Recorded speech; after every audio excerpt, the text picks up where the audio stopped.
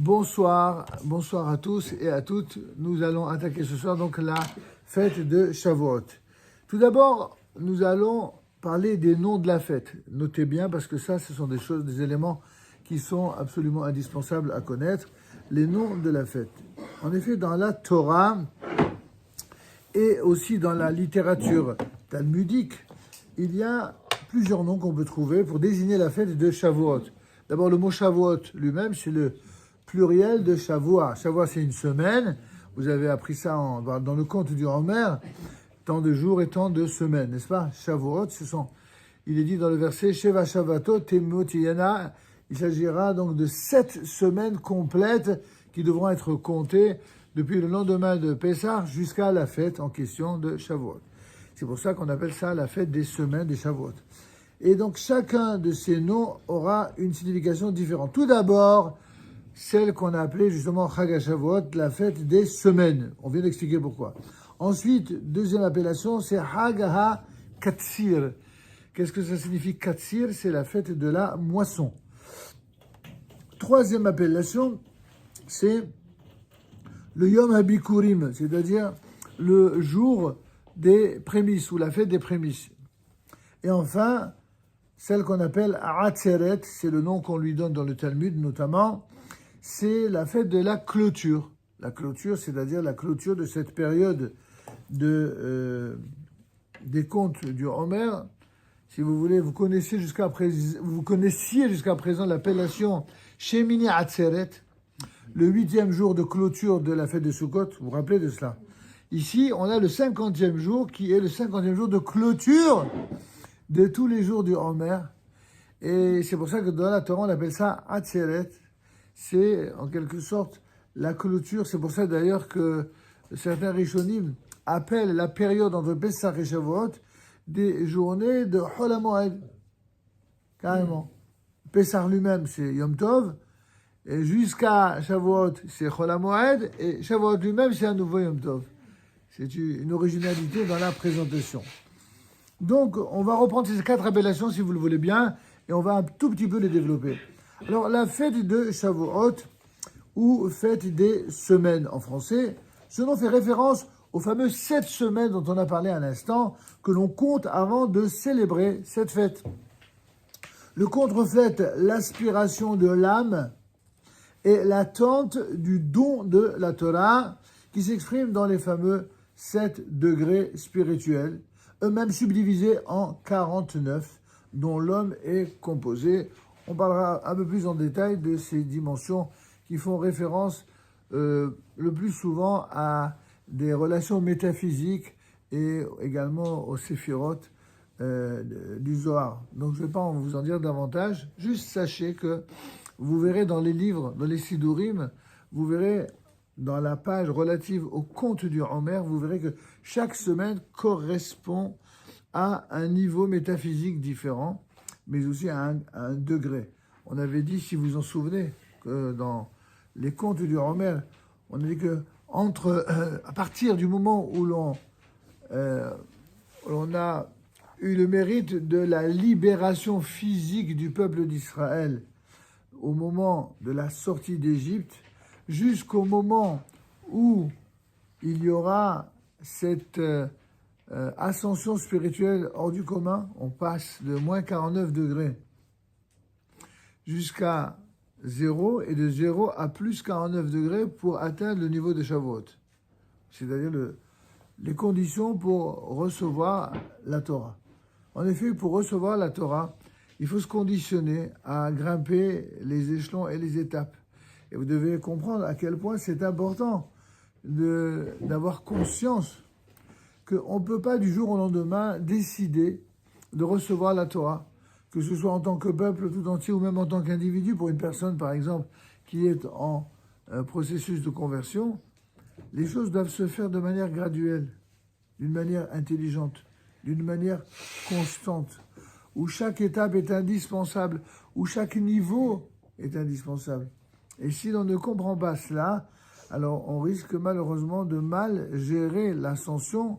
Vous savez, quand il vaut mieux avancer de 49 degrés un après l'autre, plutôt que de vouloir avancer de 10 degrés, de craquer et de reculer de 20 degrés. Vous comprenez ce que je veux dire?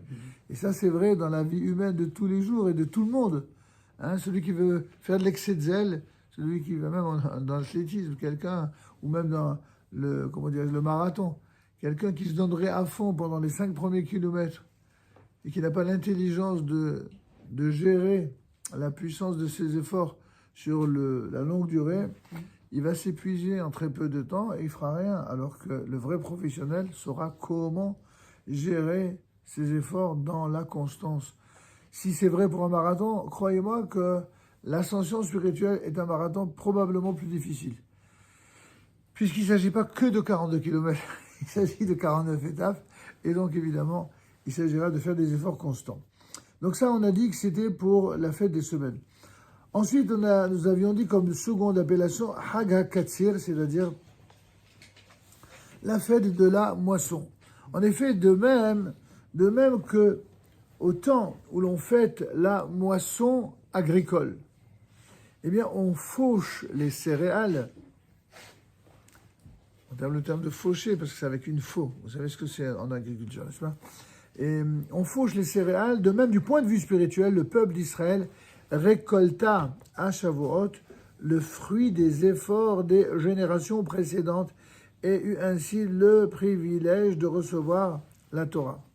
En effet, nos sages nous font remarquer que depuis la création du monde jusqu'à Moïse, il y a eu en tout 26 générations. Comment cela? Depuis Adam Arishon, le premier homme biblique, jusqu'à Noah, il y a eu 10 générations. Ensuite, depuis Noé, jusqu'à Abraham, il y a eu à nouveau 10 générations, ça fait 20.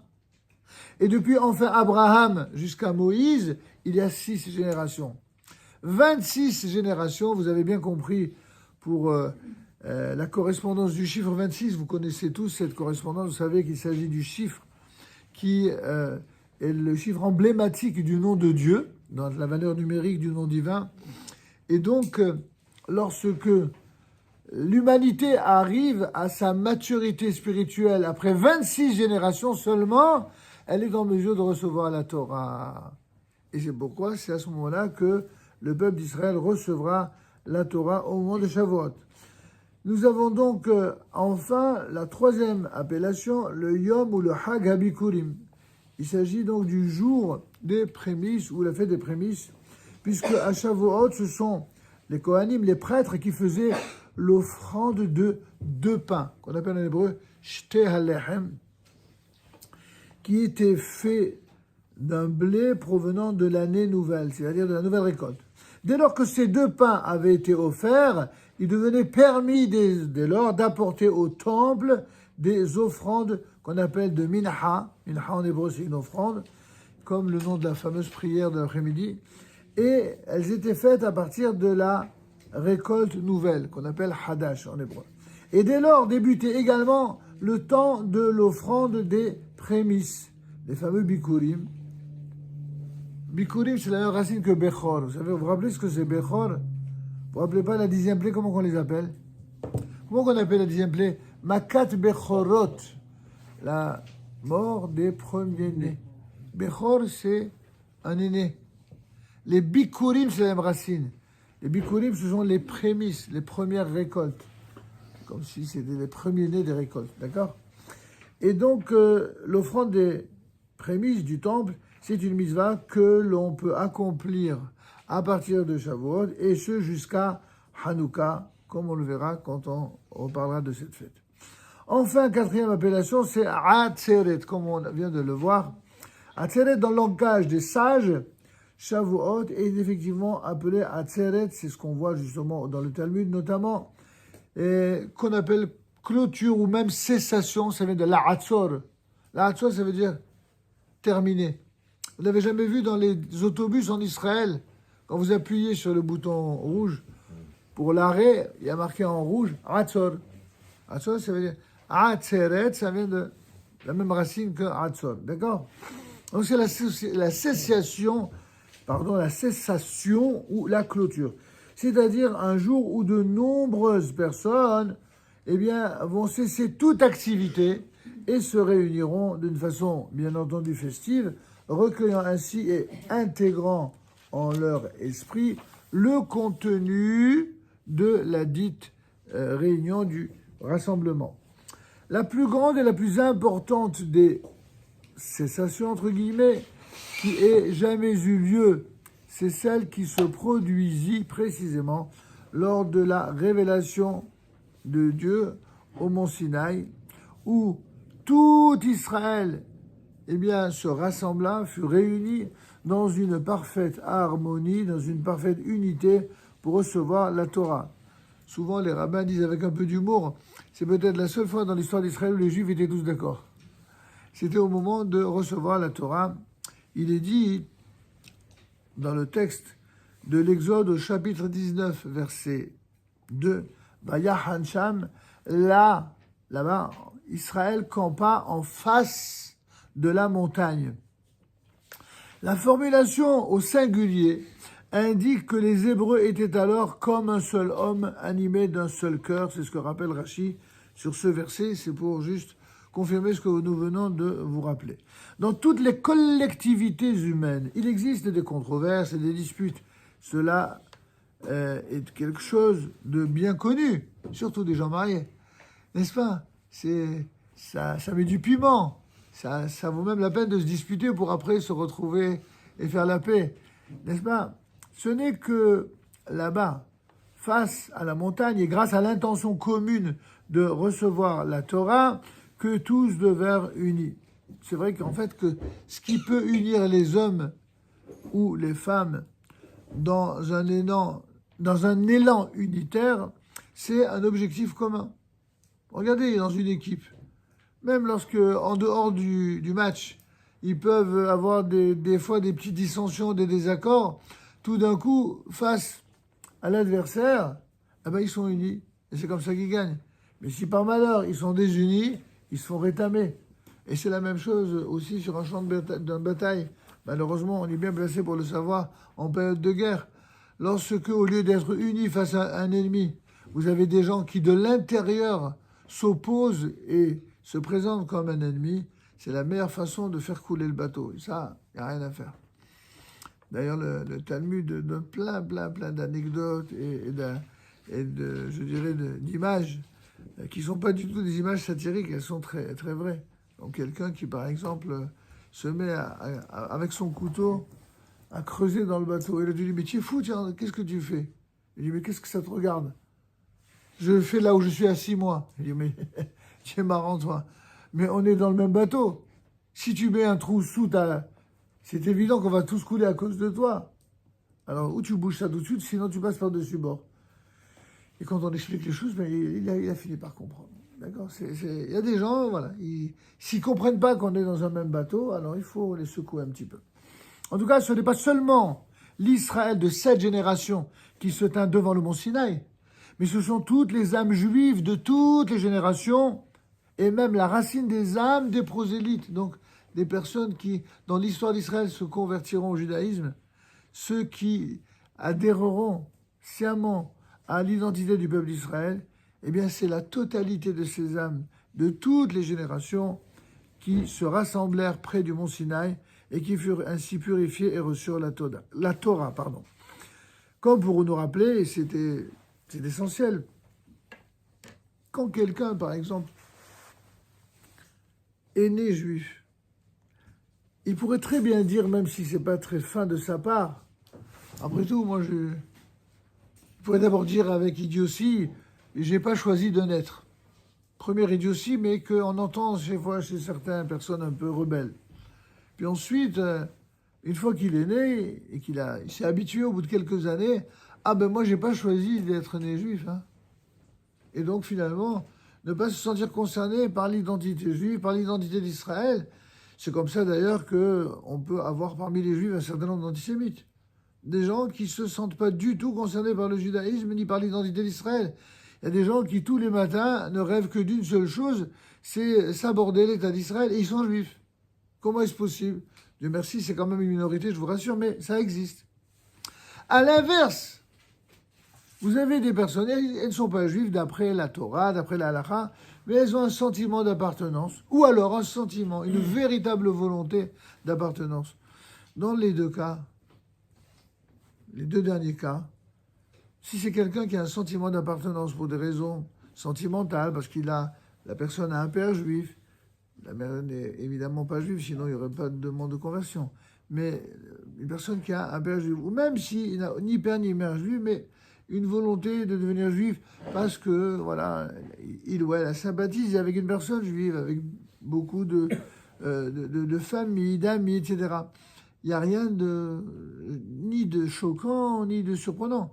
La seule chose qu'il faut clairement établir, c'est qu'une personne qui n'est pas née juive, elle ne pourra jamais dire dans sa vie, une fois devenue juive, « Ah, moi, je n'ai pas choisi. » Ça, il n'y a qu'un juif qui est né juif qui peut dire « j'ai pas choisi », même si c'est idiot de le dire, même si c'est pas cohérent, même si c'est pas beau. Mais lui, il peut le dire parce qu'il est vraiment né sans qu'on lui demande rien. Mais quelqu'un qui est né non juif et qui désire le devenir, lui, non seulement il peut pas le dire, mais il peut d'autant pas le dire que contrairement à nos amis chrétiens ou musulmans, le peuple juif n'a jamais encouragé à la conversion, n'a jamais obligé qui que ce soit à se convertir au judaïsme. Si quelqu'un veut devenir juif, on lui dira quelles sont les conditions, les mêmes conditions par lesquelles le peuple d'Israël est passé. Et c'est justement au moment de Shavuot d'en parler et d'en avoir conscience plus que n'importe quel moment de l'année. Car si la libération elle était nécessaire pour Pessah, il n'en reste pas moins vrai que la libération spirituelle va se faire en 2 temps. Physiquement, c'est la sortie de l'esclavage d'Égypte. Spirituellement, c'est d'abord l'accession à la Torah par le fameux Matan Torah. Et en un deuxième temps, c'est le fait de rentrer en terre d'Israël en tant que peuple avec cette Torah. C'est ça la réalisation ultime et sublime du peuple d'Israël lorsque finalement il rentrera en Eretz Canaan. Donc vous voyez que c'est pour ça qu'il y a 3 fêtes dites de pèlerinage, dans l'ordre Pessah, Shavuot et Sukkot. Chacune de ces 3 fêtes exprime une des dimensions de l'histoire d'Israël dans son ascension et dans son accession à sa position en tant que peuple d'Israël sur sa terre parmi les nations du monde. En tout cas, y a-t-il des questions sur ce qu'on a dit jusque-là ? Donc on va passer à présent aux mitzvot et aux coutumes qui sont propres à la fête de Shavuot.